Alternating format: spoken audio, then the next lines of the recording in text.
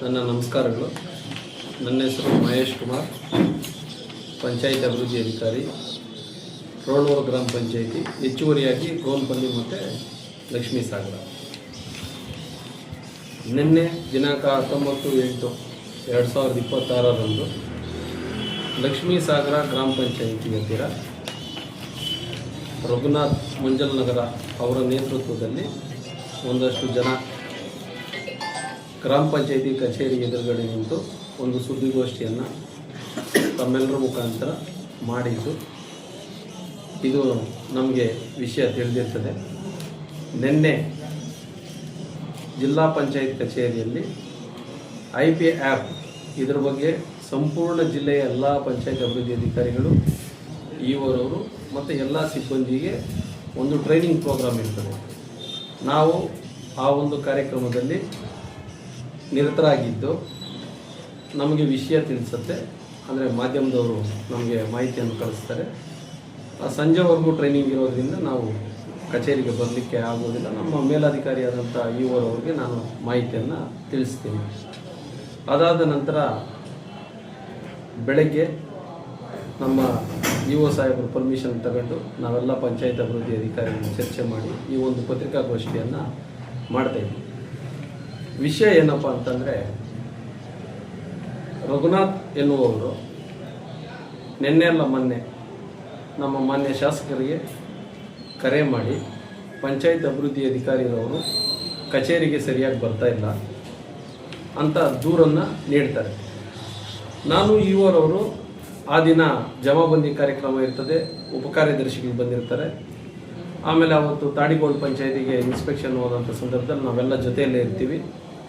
ನನಗೆ ಇಒರವರು ಫೋನು, ಇಲ್ಲೇ ಈ PDO ಇಲ್ಲೇ ಇದ್ದಾರೆ ಸರ್, ದಯವಿಟ್ಟು ಮಾತನಾಡಿ ಅಂತ ಹೇಳ್ತಾರೆ.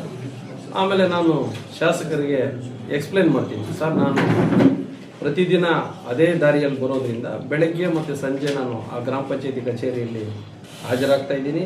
3 ಗ್ರಾಮ ಪಂಚಾಯತಿಗಳಿರೋದ್ರಿಂದ ನಮಗೆ ಕೆಲಸದ ಒತ್ತಡ ಜಾಸ್ತಿ ಆಗಿದೆ.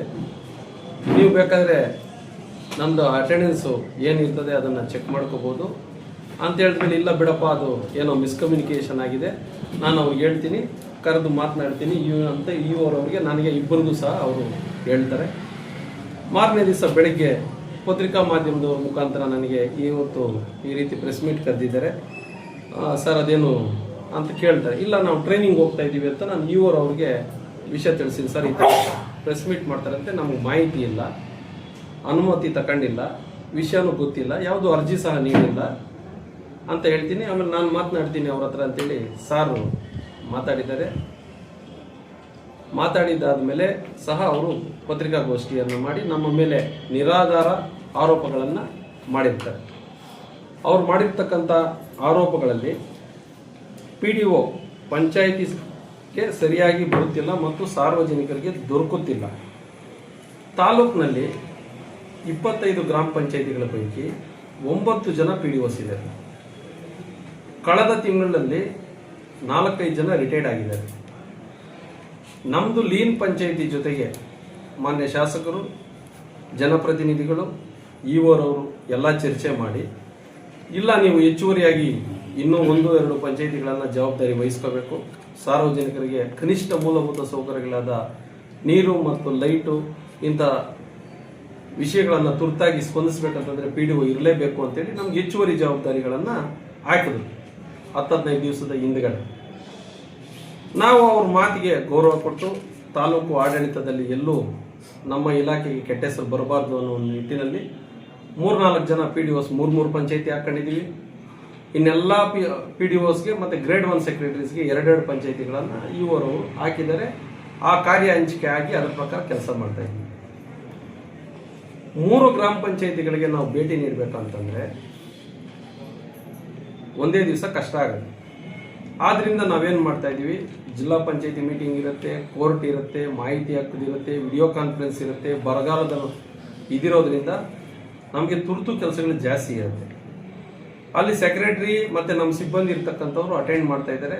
ನಾವು ಮೂಲಭೂತ ಸೌಕರ್ಯ ಏನೂ ತೊಂದರೆ ಆಗಬಾರ್ದು ಅಂತೇಳಿ ನಾವೆಲ್ಲ ಅಟೆಂಡ್ ಮಾಡ್ತಾ ಇದ್ದೀವಿ. ಈಗಿರ್ತಕ್ಕಂಥ ಸಂದರ್ಭದಲ್ಲಿ PDO ಕಚೇರಿಗೆ ಬಂದಿಲ್ಲ ಅಂತಂದರೆ ದಯವಿಟ್ಟು CCTV ಫುಟೇಜ್ ಚೆಕ್ ಮಾಡಿ ನಮ್ಮ ಅಟೆಂಡೆನ್ಸನ್ನು ಚೆಕ್ ಮಾಡಿ ಎಷ್ಟು ದಿವಸ ಹೋಗಿದ್ದೀವಿ ಎಷ್ಟು ದಿವಸ ಬಂದಿಲ್ಲ ಅಂತ ಗೊತ್ತಾಗತ್ತೆ. ಬಂದೇ ಇಲ್ಲ ಅಂತ ಹೇಳೋದು ನಿರಾಧಾರ. ಈ ಆರೋಪಕ್ಕೆ ನಾವು ಸಮಂಜಸ ಇಲ್ಲ ಅಂತ ಹೇಳ್ತೀವಿ. ಅವ್ರಿಗೆ ಮಾಹಿತಿ ಇಲ್ಲ, ಅವ್ರು ಯಾವತ್ತೂ ಗ್ರಾಮ ಪಂಚಾಯತಿ ಕಚೇರಿಗೆ ಬಂದವರಲ್ಲ, ನಮ್ಮ ಹತ್ರ ಯಾವುದು ಅರ್ಜಿ ಕೊಟ್ಟವರಲ್ಲ, ನಾವು ಅವ್ರದ್ದು ಯಾವುದೂ ಕೆಲಸ ಪೆಂಡಿಂಗ್ ಇಟ್ಟಿಲ್ಲ. ಇದು ಒಂದು. ಆಮೇಲೆ ಈ ಸೊತ್ತು ಮಾಡುವುದಕ್ಕೆ ಹಣ ವಸೂಲಿ ಮಾಡಿ ಭ್ರಷ್ಟಾಚಾರವೆಸಗಿರುತ್ತಾರೆ ಎನ್ನುವ ವಿಚಾರ. ನಾನು ಆ ಗ್ರಾಮ ಪಂಚಾಯತಿಗೆ ಹೋದ್ಮೇಲೆ ಒಂದೇ ಒಂದು ಈ ಸೊತ್ತು ಮಾಡಿ, ಪಾರ್ವತಮ್ಮ ಎದುರೂರು ಅನ್ನೋರ್ದು ಆ ಈ ಸೊತ್ತುವನ್ನು ನಾನು ಮಾಡಿ ಅವ್ರಿಗೆ 4,408 ರೂಪಾಯಿ ರಸೀದಿ ಹಾಕಿದ್ದೀನಿ. ಇವರನ್ನ ನೀವು ಕೇಳ್ಬೋದು.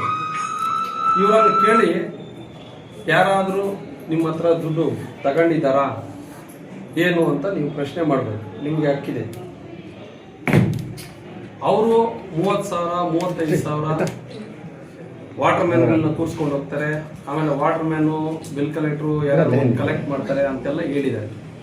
ತಮ್ಮೆಲ್ಲರಿಗೂ ಗೊತ್ತು, 6 ತಿಂಗಳಿಂದ ಯಾವುದೇ ಈ ಸೊತ್ತು ಪಂಚಾಯತಿಗೆ ಅರ್ಜಿ ಕೊಡುವ ಅಗತ್ಯ ಇಲ್ಲ.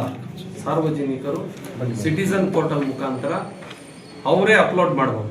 ಕರೆಕ್ಟ್ ಆಗಿದೆ ಅಂತಂದ್ರೆ ಅದು ಸಿಟಿಸನ್ ಇಂದ ಕಾರ್ಯದರ್ಶಿಗೆ ಬರುತ್ತೆ, ಕಾರ್ಯದರ್ಶಿಯಿಂದ PDO ಬರುತ್ತೆ, PDO ಇಂದ ಅಡ್ಮಿನಿಸ್ಟ್ರೇಟರ್ ಬರುತ್ತೆ, ಆಮೇಲೆ EO ಹೋಗುತ್ತೆ. EO ತಮ್ಮ ಕೊಟ್ಮೇಲೆ ಅಪ್ರೂವಲ್ ಆಗಿ ಕಾಪಿ ಎಲ್ಲಿ ಬೇಕಾದ್ರೂ ತಗೋಬಹುದು. ಕರ್ನಾಟಕದಲ್ಲಿ ನೀವು ಇಂಡಿಯಾದಲ್ಲಿ ಎಲ್ಲಿ ಬೇಕಾದ್ರೂ ತಗೋಬಹುದು. ಈ ರೀತಿ ಪಾರದರ್ಶಕತೆ ಇರುವಾಗ ಯಾರು ಕೇಳಿದ್ರು ಇದಕ್ಕೆ ಆಧಾರ ಇದೆಯಾ, ಪ್ರೂಫ್ ಇದೆಯಾ? ಇದ್ರೆ ನೀವು ಕಂಪ್ಲೇಂಟ್ ಕೊಡಿ, ನಮ್ಮ ಮೇಲೆ ತನಿಖೆ ಮಾಡಿಸಿ ನಾವು ಶಿಕ್ಷೆ ಅನುಭವಿಸೋದಕ್ಕೆ ರೆಡಿ ಇದೀವಿ. ಅದು ಬಿಟ್ಟು ನಿರಾಧಾರ ಆರೋಪಗಳನ್ನು ಮಾಡುವುದು ಸರಿಯಲ್ಲ. ಇದು ನೆಕ್ಸ್ಟ್ ಪಂಚಾಯಿತಿ ಕಟ್ಟಡ ಕಟ್ಟುವ ವಿಚಾರ.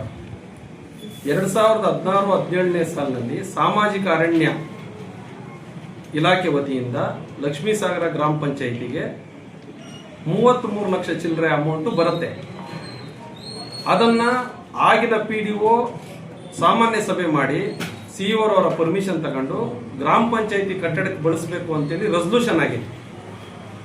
ಆವತ್ತಿನಿಂದ ಇವತ್ತುವರೆಗೂ 10 ವರ್ಷಗಳವರೆಗೂ ಆ ಹಣವನ್ನ ಯಾವುದಕ್ಕೂ ಬೇರೆದಕ್ಕೆ ಖರ್ಚು ಮಾಡಿಲ್ಲ, ಮಾಡೋದಕ್ಕೆ ಆಗೋದಿಲ್ಲ.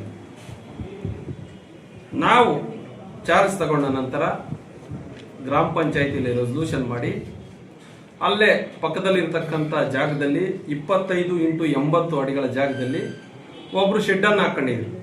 ಅವ್ರಿಗೆ ನಾನು ನೋಟಿಸ್ ಕೊಟ್ಟು ತೆರವುಗೊಳಿಸಿ ಈ ಜಾಗದಲ್ಲಿ ಮಾಡಿದ್ರೆ ಸೂಕ್ತ ಆಗತ್ತೆ, ಊರಿನ ಸೆಂಟ್ರಲ್ ಇರುತ್ತೆ ಅಂತೇಳಿ ಅಲ್ಲಿರ್ತಕ್ಕಂಥ ಕೆಲವರು ಸಲಹೆ ಕೊಟ್ಟರು. ಅದ್ರ ಪ್ರಕಾರ ನಾವು ಕ್ಲೀನ್ ಮಾಡಿದ್ವಿ. ಈಗ ಗ್ರಾಮ ಪಂಚಾಯಿತಿ ಕಮಿಟಿ ಇಲ್ಲದೆ ಇರೋದ್ರಿಂದ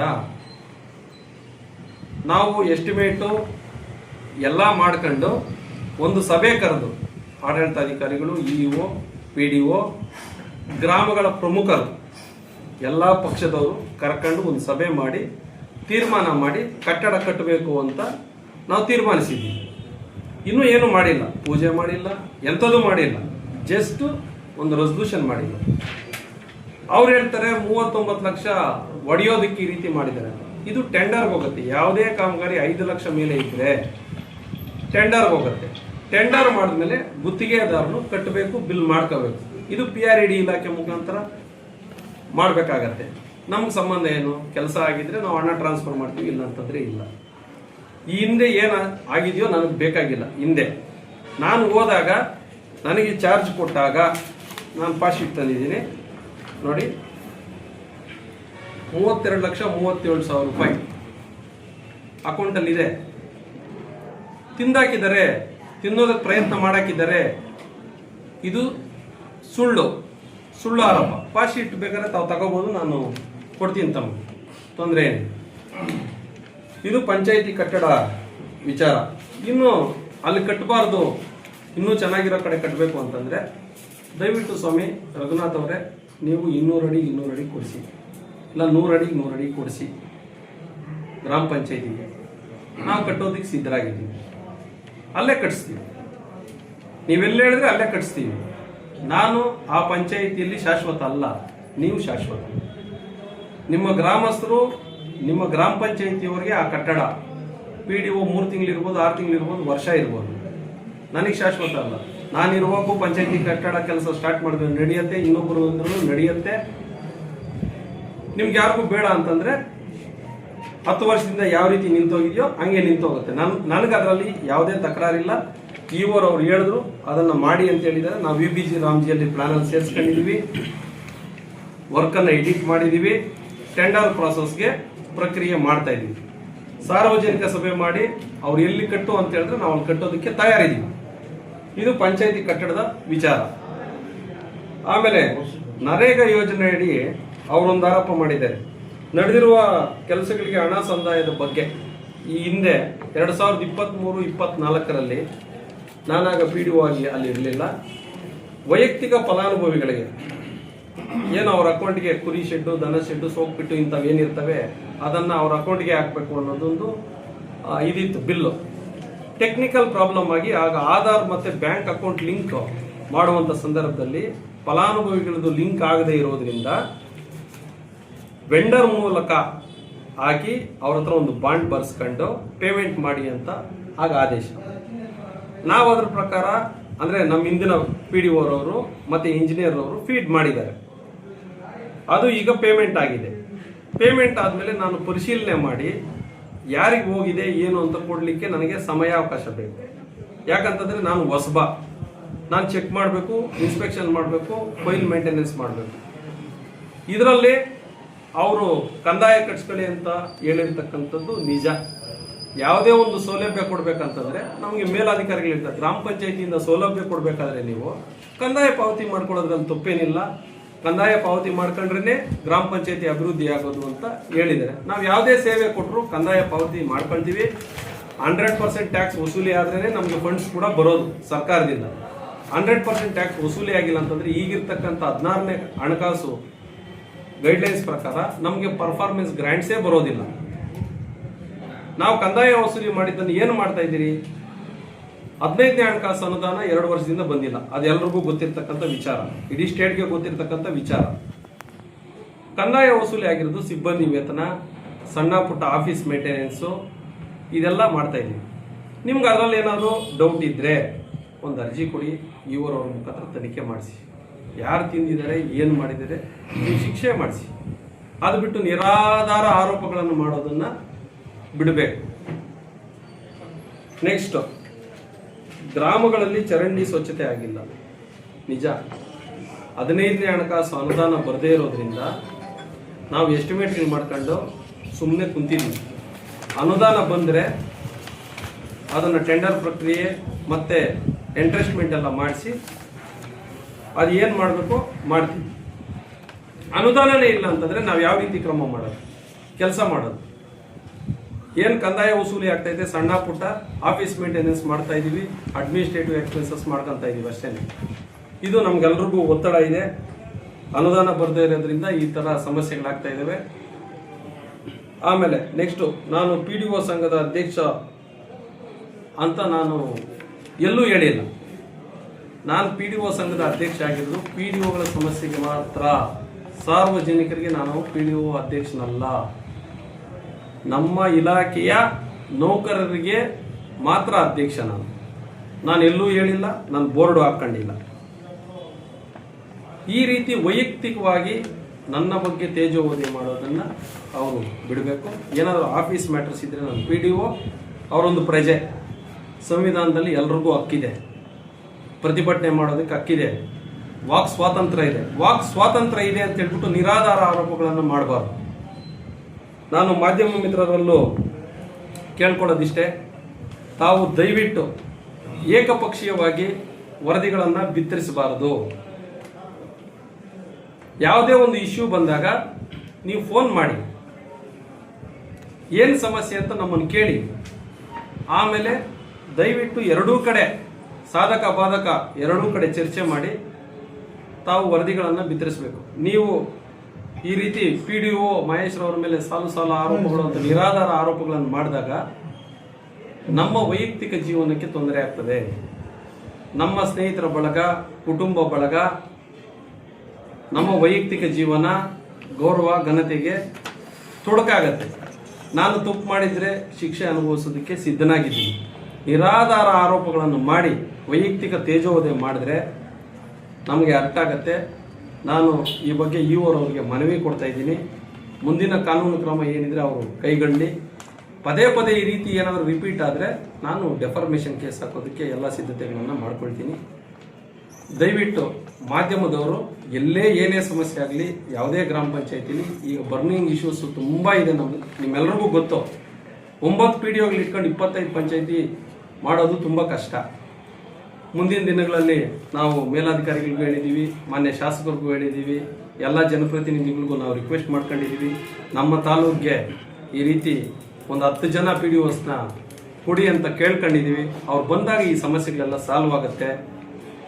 ಆದ್ದರಿಂದ ಯಾರೇ ಸಾರ್ವಜನಿಕರಲ್ಲಿ ನಮಗೆ ರಿಕ್ವೆಸ್ಟ್ ಕೊಟ್ಟಾಗ, ಅವ್ರ ಮನವಿ ಕೊಟ್ಟಾಗ ನಾವು ನಮ್ಮ ಶಕ್ತಿ ಮೀರಿ ಕೆಲಸವನ್ನು ಮಾಡ್ತೀವಿ.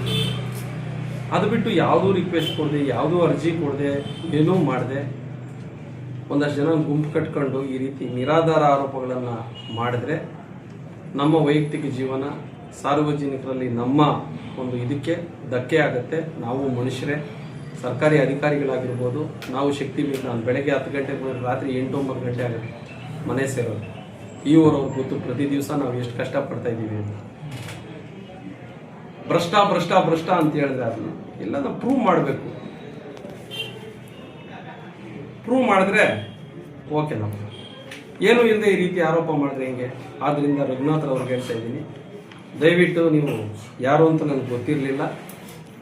ಫೋನ್ ಮಾಡಿದಾಗೆ ನಮ್ಗೆ ಗೊತ್ತಾಗಿದ್ದು ತಾವು ಗ್ರಾಮದಲ್ಲಿ ಇರೋರು, ಬೆಂಗಳೂರಲ್ಲೆಲ್ಲ ವಾಸ ಇದ್ದೀರಿ ಅಂತೇಳಿ. ನನಗೆ ಯಾವತ್ತೂ ಅವ್ರು ಕಾಲ್ ಮಾಡಿಲ್ಲ. ಅಲ್ಲಿ ಯಾರ ಮುಖಾಂತರ ನನಗೆ ಮಾಹಿತಿನೂ ಬಂದಿಲ್ಲ. ಅವ್ರ ಮನೆ ಹತ್ರ ಹೋಗ್ಬೇಕು ಅಂತ ಯಾರು ಹೇಳಿದ್ರು. ಇಲ್ಲಪ್ಪ, ನಾನು ಮನೆ ಹತ್ರ ಯಾರ ಮನೆ ಹತ್ರನೂ ಹೋಗಲ್ಲ. ನಾನು ದಯವಿಟ್ಟು ಎಲ್ಲನ EO ಆಫೀಸ್ಗೋ ಇಲ್ಲಾಂದರೆ ನಮ್ಮ ಪಂಚಾಯತ್ ಆಫೀಸ್ಗೋ ಹೋಗಿ ನಾನು ಮಾತಾಡ್ತೀನಿ ಅಂತ ಹೇಳಿದೆ. ಇದನ್ನು ವೈಯಕ್ತಿಕವಾಗಿ ತಗೊಂಡು ಅವ್ರು ಈ ರೀತಿ ಮಾಡಿದ್ದಾರೆ. ಸಾರ್ವಜನಿಕರಿಗೆ ಇದ್ರ ಬಗ್ಗೆ ನಾನು ಸ್ಪಷ್ಟನೆ ಕೊಡ್ತಾ ಇದ್ದೀನಿ. ಮುಂದಿಂದು ನಮ್ಮ EO ಸಾಹೇಬರು ಮಾತಾಡ್ತಾರೆ. ಧನ್ಯವಾದಗಳು. Thank you. ಸಾರ್ವಜನಿಕರು ಸುಮಾರು ಜನ ಅದೇ ಅವ್ರು ಕರ್ಕೊಂಡ್ ಬಂದಿದ್ರು. ಅವ್ರು ಅವರು ಸ್ವಂತ ಹೇಳಿಕೆಗಳು ಕೂಡ ಕೊಟ್ಟಿದ್ದಾರೆ. ಅವ್ರು ಕರ್ಕೊಂಡ್ ಬಂದಿದ್ರು. ಒಬ್ಬರೇ ಹೌದು ಸರ್, ನಾನು ಎಲ್ಲ ವಿಡಿಯೋದಲ್ಲಿ ಏನೇನಿದೆ ಎಲ್ಲದಕ್ಕೂ ನಾನು ಸ್ಪಷ್ಟನೆ ಕೊಟ್ಟಿದ್ದೀನಿ. ಕರೆ ಮಾಡಿದ್ರೆ, ದೂರವಾಣಿ ಕರೆ ಮಾಡಿದ್ರೆ ಫೋನ್ ಪಿಕ್ ಮಾಡಲ್ಲ. ಯಾವಾಗ ಸುಮಾರು ಬಾರಿ ಮಾಡಿದ್ದಾರೆ, ತೋರಿಸಿದ್ರು. ಒಂದು ದಿವಸಕ್ಕೆ ಎಷ್ಟು ಫೋನ್ ಬರ್ತದೆ ಅಂತ ನಮ್ಗೆ ಗೊತ್ತಿಲ್ಲ. ವೇಟಿಂಗ್ ಅಲ್ಲೇ ಇರ್ತದೆ ಫೋನ್. ಈಗ ಅದಕ್ಕೆ ಸಮಸ್ಯೆ ಬಗ್ಗೆ ಮಾತಾಡೋಣ, ಸಮಸ್ಯೆ ಬಗ್ಗೆ ಕೊಡಲ್ಲ ಅಂತ ಒಂದು ಆರೋಪ ಮಾಡೋದು. ಅಲ್ಲಲ್ಲ, ಸಮಸ್ಯೆ ಬಗ್ಗೆ ಮಾತನಾಡೋದಕ್ಕೆ ಗ್ರಾಮ ಪಂಚಾಯತಿಯಲ್ಲಿ ಬಂದ್ರೆ ಸೆಕ್ರೆಟರಿ ಇರ್ತಾರೆ. ಅರ್ಜಿ ಕೊಟ್ಬಿಟ್ಟು ಹೇಳ್ಬಿಟ್ಟು ಹೋಗ್ಬಿಟ್ಟು ಯಾವ್ದು ಅರ್ಜಿ ಪೆಂಡಿಂಗ್ ಇಲ್ಲ, ಈ ಸೊತ್ತು ಯಾವ್ದು ಪೆಂಡಿಂಗ್ ಇಲ್ಲ, ನಮ್ಮನ್ನು ಚೆಕ್ ಮಾಡ್ಕೊಳ್ಳಿ ಬೇಕಾದ್ರೆ, ನಮ್ಗೇನು ಅಭ್ಯಂತರ ಇಲ್ಲ. ಯಾರು ನಮ್ಗೆ ಈ ರೀತಿ ಕೆಲಸ ನಾನು ಹೇಳ್ದಲ್ಲ, ಫಸ್ಟ್ ಹೇಳಿದೆ, ಒಂದೇ ಒಂದು ಖಾತೆ ಮಾಡಿರೋದು ನಮ್ಮ ಗ್ರಾಮ ಪಂಚಾಯತಿಯಲ್ಲಿ 4,408 ರೂಪಾಯಿ ರಸೀದಿ ಹಾಕಿದೀವಿ. ಅವ್ರ ಹೆಸರು ಹೇಳಿದ್ದೀನಿ, ಕೇಳ್ಕೊಳ್ಳಿ. ಇಲ್ಲ ಯಾರು ಅದ್ರ ಬಗ್ಗೆ ನಿಮ್ಮ ಮೇಲೆ ಆರೋಪ ಮಾಡಿಲ್ಲ. ಅದಿರೋ ಬಿಲ್ ಕಲೆಕ್ಟರ್ ಆಗ್ಬೋದು, ಸೆಕ್ರೆಟರಿ ಆಗ್ಬೋದು, ಬಂದಿಲ್ಲ ಈ ಖಾತೆ ಬಗ್ಗೆ ಅಲ್ಲೇನು ನಿಮ್ಮ ಸಿಬ್ಬಂದಿ ಅವ್ರ ಹೆಸರು ಹೇಳ್ಬಿಟ್ಟು ಹೇಳಿದ್ರು. ಹೌದು, ನಮ್ಮ ಸಿಬ್ಬಂದಿ ಹೇಳಿದ್ರು ನಾನೇ ಜವಾಬ್ದಾರಿ ಆಗ್ತೀನಿ. ನಾನೇನಾದ್ರು ತಪ್ಪು ಮಾಡಿದ್ರೆ ನಮ್ಮ EO ಅವ್ರ ಜವಾಬ್ದಾರಿ ಆಗ್ತಾರೆ. ಯಾರು ಪಡ್ಕೊಂಡಿಲ್ಲ. ಆ ರೀತಿ ಏನಾದ್ರು ಪಡ್ಕೊಂಡಿದ್ರೆ ಅವ್ರ ರೇಟಿಂಗ್ ಅಲ್ಲಿ ಕೂಡ ಕೇಳಿ ತನಿಖೆ ಮಾಡಿ ಕ್ರಮ ತಗೊಳ್ಳೋಣ. ನಾನು ಕ್ರಮ ತಗೊಳ್ತೀನಿ, ಸಾಹೇಬರು ಕ್ರಮ ತಗೊಳ್ತಾರೆ. ಸುದ್ದಿ ಬಿತ್ತನೆ ಮಾಡಿರೋರ ಮೇಲೆ ಆಗ್ತೀರಾ ಇಲ್ಲ ಅಲ್ಲಿ ಆರೋಪ ಮಾಡಿರೋರು? ಅಲ್ಲಲ್ಲ, ಯಾರು ಆರೋಪಗಳನ್ನು ಮಾಡ್ತಾ ಇದ್ದಾರೆ, ವಿನಾಕಾರಣ ನಿರಾಧಾರ ಆರೋಪಗಳನ್ನು ಮಾಡ್ತಾ ಇದ್ದಾರೆ, ಅವ್ರ ಮೇಲೆ ನಾವು ಮುಂದೆ ಏನಾದರೂ ಇದೇ ರೀತಿ ಮಾಡಿದ್ರೆ ನಾವು ಕಾನೂನು ರೀತಿ ಕ್ರಮ ಕೈಗೊಳ್ತೀವಿ ಅಂತ ಹೇಳ್ತಾ ಇದ್ದೀವಿ. ನಾವು ಬೆಳೆಸ್ಕೊಂಡು ಹೋಗೋದಕ್ಕೆ ಹೇಳ್ತಾ ಇಲ್ಲ. ಸ್ಪಷ್ಟೀಕರಣ ಕೊಡಬೇಕು, ಸ್ಪಷ್ಟೀಕರಣ ಕೊಟ್ಟಿದ್ದೀವಿ ಸರ್. ಈಗ ತಾವು ಡಿಪಾರ್ಟ್ಮೆಂಟ್ ಕೇಸ್ ಆಗ್ತಿದೆ ಅಂತ, ಈಗ ಅವ್ರಿಗೆ ಹೇಳಿಕೆ ನಮ್ಮ ಪತ್ರಿಕೆಗಳಲ್ಲಿ ಈ ಚಾನಲ್ಸಲ್ಲಿ ಬರೋದು. ಅವಾಗ ಏನಾಗುತ್ತೆ, ನಮ್ಮ ಒಂದು ಪ್ರೂಫ್ ತಗೊಂಡೇ ನೀವು ಮಾಡ್ಬೇಕಾಗಿರೋದು. ಹೌದು, ಅವ್ರ ಸಮಸ್ಯೆ ಗೊತ್ತಿಲ್ವಲ್ಲ, ನಾವು ಅಲ್ಲಿ ಗಂಟೆ ಬರ್ಲೇಬೇಕಾಗತ್ತೆ. ನನಗೆ ಗೊತ್ತಿಲ್ವಲ್ಲ ಅವ್ರ ಸಮಸ್ಯೆ ಕೂಡ ನೀವೇನ್ ಮಾಡಿದ್ದೀರಿ, ನೀವೆಲ್ಲ ಕಳಿಸಿರೋದನ್ನೇ ನಾನು ನೋಡಿರೋದು. ನನಗೂ ಗೊತ್ತಿಲ್ವಲ್ಲ. ಇದನ್ನೇ ನೀವೇನ್ ಕಳ್ಸಿರೋ ಆ ವಿಡಿಯೋ ತಾನೇ ನಾವು ಕೊಡ್ಬೇಕಾಗಿರೋದು. ಇಟ್ಕೊಂಡೇ ಮಾಡ್ಬೇಕಾಗುತ್ತೆ. ನಾವು ನೀವು ಕಳಿಸಿರೋ ವಿಡಿಯೋ ಇಟ್ಕೊಂಡೇ ಮಾಡ್ಬೇಕಲ್ವಾ ಸರ್? ಈಗ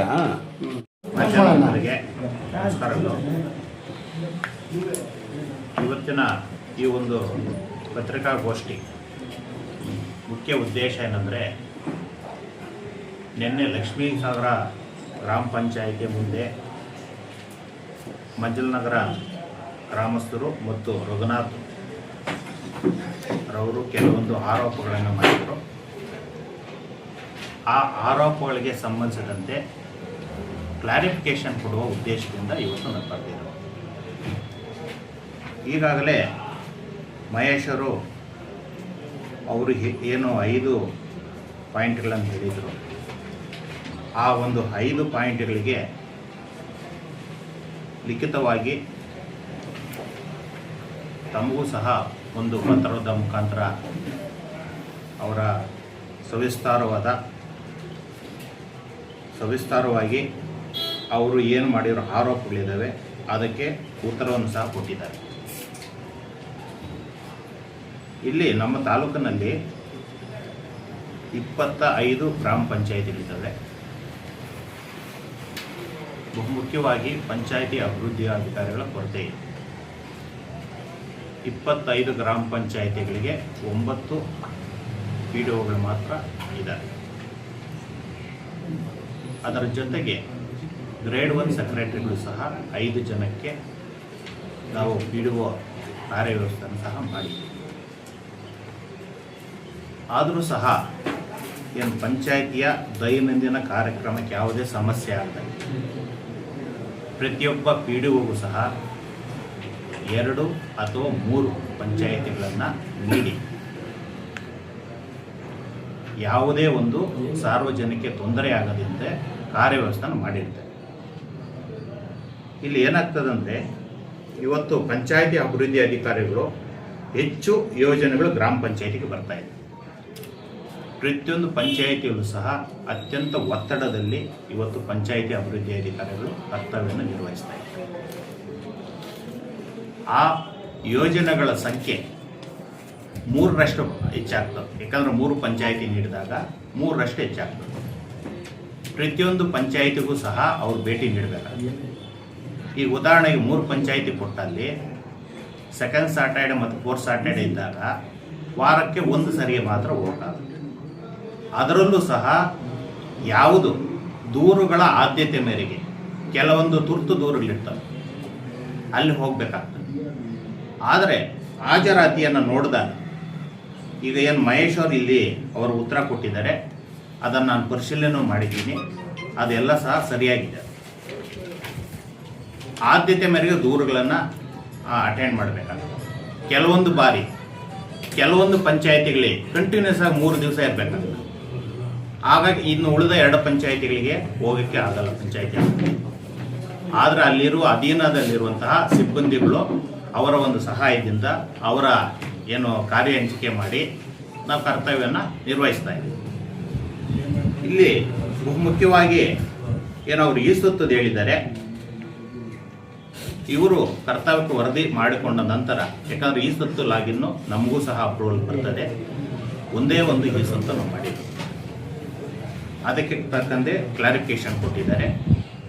ಅದರ ಜೊತೆಗೆ ಮತ್ತೆ ಬಹುಮುಖ್ಯವಾಗಿ ಪಂಚಾಯಿತಿ ಕಟ್ಟಡ, ಈಗ ಅನೇಕ ಬಾರಿ ನಾನು ಭೇಟಿ ಕೊಟ್ಟಾಗ ಮಳೆಗಾಲದಲ್ಲಿ ಸೋರ್ವ ಸ್ಥಿತಿಯಲ್ಲಿ, ಅದಾದ ನಂತರ ಸ್ವಲ್ಪ ದುರಸ್ತಿನೂ ಆಗಿದೆ. ಆದರೆ ಇವತ್ತು ಏನು ಈ ಸೆಕ್ಷನ್ಸ್ ಇದಾವಲ್ಲ, ಉದಾಹರಣೆಗೆ ಯೋಜನೆಗಳು ಹೆಚ್ಚಾಗ್ತಾ ಇದ್ದಾವೆ. ಪ್ರತಿಯೊಬ್ಬರಿಗೂ ಸಹ ಒಂದೊಂದು ನಾವು ಸ್ಥಳಾವಕಾಶ ಕೊಡಬೇಕಾಗಿದೆ. ಗ್ರಾಮ ಆಡಳಿತಾಧಿಕಾರಿಗಳಿಗೆ ಸ್ಥಳ ಕೊಡಬೇಕೀಗ, NRLM ಅವರಿಗೆ ಸಪ್ರೇಟ್ ಕೊಡಬೇಕು, ನರೇಗಾ ಸೆಕ್ಷನ್ ಕೊಡಬೇಕು, ವಸತಿವರೆಗೆ ಹೋದಾಗ ಭೇಟಿ ಕೊಟ್ಟಾಗ ಅವ್ರಿಗೊಂದು ಕೊಡಬೇಕು, ಅಲ್ಲಿ ಸ್ಥಳಾವಕಾಶ ಇಲ್ಲ.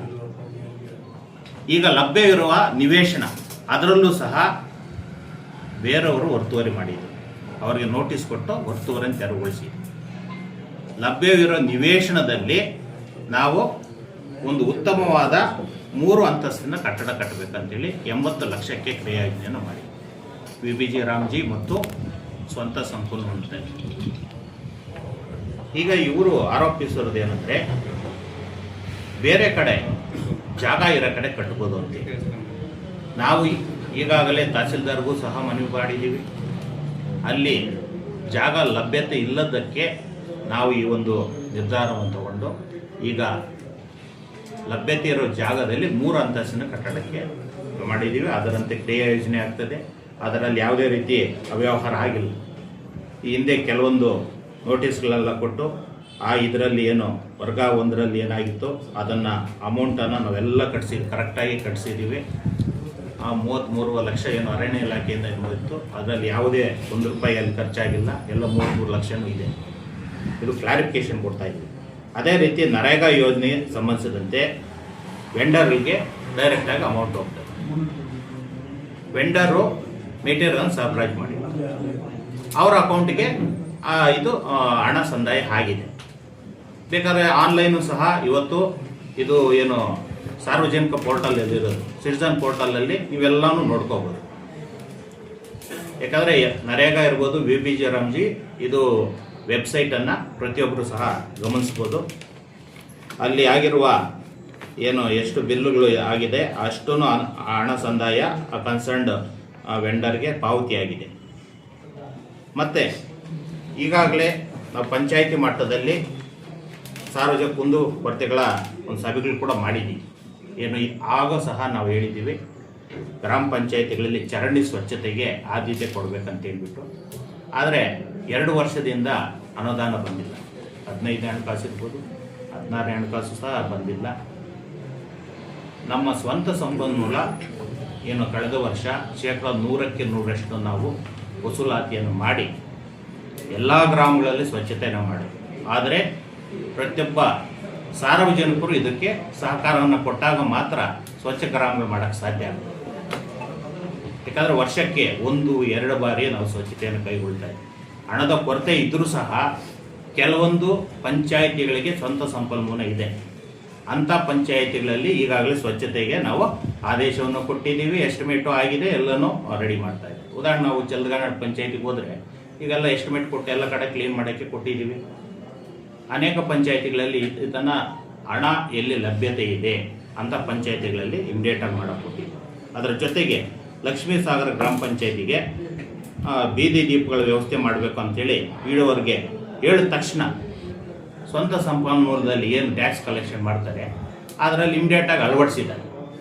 ಅನುದಾನ ಕೊರತೆ ಇದ್ದರೂ ಸಹ ಸಾರ್ವಜನಿಕ ಯಾವುದೇ ತೊಂದರೆ ಆಗಬಾರದು. ಅದರ ಜೊತೆಗೆ 255 ಫಿಲ್ಟರ್ ಇತ್ತು. 254 ಫಿಲ್ಟರ್ ಇವತ್ತು ದುರಸ್ತಿ ಮಾಡಿ ನಮ್ಮ ಕರ್ನಾಟಕದಲ್ಲೇ ಪ್ರಥಮ ತಾಲೂಕು ಎಲ್ಲ ಫಿಲ್ಟರ್ಗಳು ವರ್ಕ್ ಆಗ್ತಾರೆ. ಅಂಥ ಕೆಲಸ ನಮ್ಮ PDOಗಳು ಸರ್ಕಾರದಿಂದ ಮಾನ್ಯ ಉಪಲೋಕಾಯುಕ್ತ ಅವರು ಬಂದಲ್ಲೂ ಸಹ ಹೆಲ್ಪ್ ಮಾಡಿದ್ರು. ಅದೇ ರೀತಿ ಶಾಸಕರ ಅನುದಾನದಲ್ಲಿ ಬಹುಮುಖ್ಯವಾಗಿ ಶಾಸಕರ ಅನುದಾನದಲ್ಲೂ ಸಹ ಈ ದುರಸ್ತಿಗೆ ಅನುದಾನವನ್ನು ಒಲಿಸ್ಕೊಟ್ರು.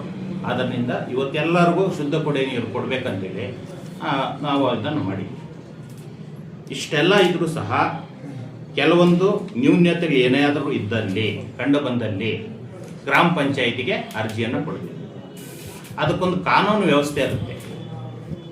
ಈಗ ಸಂವಿಧಾನದಲ್ಲಿ ಪ್ರತಿಯೊಬ್ಬರಿಗೂ ಸಹ ಧರಣಿ ಅಥವಾ ಸತ್ಯಾಗ್ರಹ ಮಾಡೋಕ್ಕೆ ಅವಕಾಶ ಇದೆ. ಅದು ಕಾನೂನು ವ್ಯವಸ್ಥೆಯಲ್ಲಿ ಮಾಡಬೇಕಾಗ್ತದೆ. ಕಾನೂನನ್ನು ಸಾರ್ವಜನಿಕರು ಅವರ ಕೈಗೆ ತಗೊಳ್ಳೋಕ್ಕೆ ಅವಕಾಶ ಇಲ್ಲ. ಖಂಡಿತವಾಗಿಯೂ ಯಾವುದೇ ಒಬ್ಬ ಅಧಿಕಾರಿ ತಪ್ಪು ಮಾಡಿದಾಗ ದೂರಿನ ಅರ್ಜಿ ಮುಖಾಂತರ ಕೊಟ್ಟು ಮೇಲಧಿಕಾರಿಗಳ ಗಮನಕ್ಕೆ ತರಬೇಕು. ಅದನ್ನು ನಾವು ಕಮಿಟಿಯನ್ನು ಮಾಡಿ ಎನ್ಕ್ವೈರಿ ಮಾಡಿ ಯಾವುದಾದ್ರು ತಪ್ಪಾಗಿದ್ದರೆ ಅವರಿಗೆ ನಾವು ಶಿಕ್ಷೆಯನ್ನು ಕೊಡ್ತೀವಿ.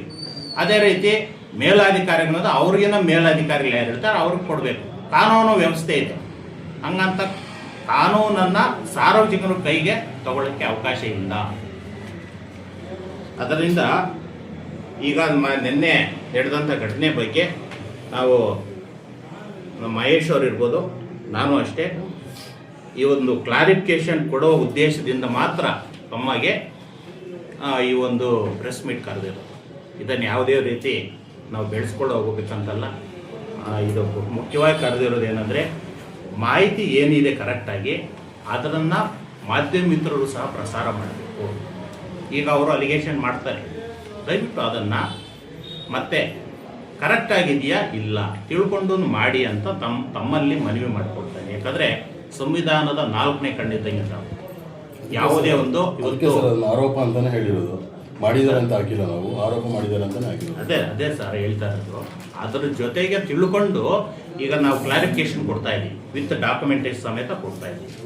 ನಿನ್ನೆ ಅದನ್ನು ಪ್ರಸಾರ ಮಾಡಿದಾಗ ಒಬ್ಬ ಅಧಿಕಾರಿ ಇಷ್ಟೊಂದು ಒತ್ತಡದಲ್ಲಿ ಕೆಲಸ ನಿರ್ವಹಿಸ್ತಾ ಇದ್ರು ಸಹ ಅವರಿಗೆ ಯಾವತ್ತು ನಾವು ಉತ್ತಮವಾಗಿ ಕೆಲಸ ಮಾಡ್ತಾ ಇರೋದಕ್ಕೆ ಬೆನ್ನು ತಟ್ಟದಾಗ ಮಾತ್ರ ಅವ್ನು ಕೆಲಸ ಮಾಡೋಕ್ಕೆ ಸಾಧ್ಯ. ಅದು ನಿಜ ಸರ್. ಈಗ ನಿಮ್ಗೆ ಗೊತ್ತಲ್ಲ, ಗಮನ ಇದೆಯಲ್ಲ, ಚೆನ್ನಾಗಿ ಕೆಲಸ ಮಾಡ್ತಾ ಇದೆ ಅಂತ. ಈಗ ಅಧಿಕಾರಿಗಳ ಕೊರತೆ ಇದ್ದಾಗ ನೀವು ಪಕ್ಕದ ಪಂಚಾಯತಿ ಕೊಡಬೇಕಾ? ಒಂದೊಂದು ಪಂಚಾಯತಿ 20 ಕಿಲೋಮೀಟರ್ ದೂರ ಕೊಡಬೇಕು. ಅಲ್ಲಿ ಕಾಲ ವೇಸ್ಟ್ ಆಗುತ್ತಲ್ಲ ಸರ್. ನಿಮಗೆ ಪಕ್ಕದ ಪಂಚಾಯತಿ ಕೊಟ್ಟರೆ ಅವ್ರು ಕವರ್ ಮಾಡ್ಬೋದಲ್ಲ ಸರ್ ಟೈಮ್. ಒಂದು ನಿಮಿಷ, ಅದಕ್ಕೂ ಹೇಳ್ತೀನಿ. ಯಾವುದೇ ಒಂದು ಹೆಚ್ಚುವರಿ ಕೊಡಬೇಕಾದ್ರೆ ನಾವು ಲೀನ್ ಇರುವಂತಹ ಅಲ್ಲಿ ಪಕ್ಕದಲ್ಲಿ ಲೀನ್ ಇರ್ತದೆ, ಅದನ್ನು ಚೇಂಜ್ ಮಾಡೋಕ್ಕೆ ಬರುವುದಿಲ್ಲ. ಕೆಲವರು ಆರೋಗ್ಯ ಸ್ಥಿತಿ ಸರಿ ಇರೋದಿಲ್ಲ, ಅವ್ರ ಮನವಿಯನ್ನು ಕೊಡ್ತಾರೆ, ನಮಗೆ ಆರೋಗ್ಯ ಸರಿ ಇಲ್ಲ. ಆರೋಗ್ಯ ಸರಿ ಇಲ್ಲದವ್ರಿಗೆ ನಾವು 3 ಪಂಚಾಯತಿ ಕೊಟ್ಟರೆ ಎಷ್ಟು ಒತ್ತಡ ಜಾಸ್ತಿ ಆಗ್ತದೆ, ಅವ್ರ ಆರೋಗ್ಯ ಸಮಸ್ಯೆನೂ ನಾವು ವಿಚಾರಣೆ ಮಾಡಬೇಕಲ್ಲ. ಇವೆಲ್ಲವನ್ನು ನೋಡಿ ಯಾವುದೇ ಕಾರಣಕ್ಕೂ ಏನು ಪಂಚಾಯತಿ ಅಭಿವೃದ್ಧಿ ಕಡಿಮೆ ಇದ್ರೂ ಸಹ ಕೆಲಸ ಏನಿದೆ, ಮೊದಲು 25 ಪಂಚಾಯತಿ ಅಭಿವೃದ್ಧಿ ಅಧಿಕಾರಿಗಳು ಇದ್ದಲ್ಲೂ ಎಷ್ಟು ಕೆಲಸ ಮಾಡ್ತಾ ಇದ್ರು ಅಷ್ಟೇ ಕೆಲಸ ಇವರು ಕೂಡ ಮಾಡಿಸ್ತಾ ಇದ್ದೀವಿ. ಖಂಡಿತವಾಗಿಯೂ ನಮ್ಮ ದೇಶ ಅಭಿವೃದ್ಧಿ ಹೊಂದುತ್ತಾ ಇರೋ ದೇಶ. ಇನ್ನೂ ಅನೇಕ ಕೆಲಸಗಳಿದೆ. ಅಭಿವೃದ್ಧಿ ಹೊಂದಿದ ದೇಶಕ್ಕೆ ಇನ್ನೂ 2047ಕ್ಕೆ ಏನು ಗುರಿ ಇಟ್ಕೊಂಡಿದ್ದಾರೆ ಪ್ರಧಾನಮಂತ್ರಿಗಳು, ಅದನ್ನು ಅಚೀವ್ ಮಾಡೋಕ್ಕೆ ಪ್ರತಿಯೊಬ್ಬ ಸಾರ್ವಜನಿಕರು ಸಹಕರಿಸಬೇಕು. ಅದೇ ರೀತಿ ನಾವು ಸಹ ಅಧಿಕಾರಿಗಳು ಶ್ರಮಪಟ್ಟು ನಮ್ಮ ದೇಶವನ್ನು ಅಭಿವೃದ್ಧಿ ಹೊಂದಿದ ದೇಶದ ಪಟ್ಟಿಯಲ್ಲಿ ಸೇರಿಸೋಕ್ಕೆ ನಾವು ಪ್ರಯತ್ನ ಮಾಡ್ತಾ ಇದ್ದೀವಿ. ಖಂಡಿತ ಯಾವುದಾದ್ರೂ ತಪ್ಪುಗಳಿದ್ದಾಗ ಕಾನೂನನ್ನು ಅವ್ರ ಕೈಗೆ ತಗೊಳ್ಳದೆ ಖಂಡಿತವಾಗಿಯೂ ಒಂದು ಕಾನೂನು ವ್ಯವಸ್ಥೆ ಏನಿದೆ ಅದರ ಮುಖಾಂತರ ಹೋಗ್ಬೇಕಂತೇಳಿ ಈ ಒಂದು ಮಾಧ್ಯಮದ ಮುಖಾಂತರ ಮನವಿ ಮಾಡ್ಕೊಳ್ತಾ ಇದ್ದಾರೆ. ತಾವು ಹೇಳ್ತಿದ್ದೀರ, ಓಕೆ, ಸರಿ ಇದೆ.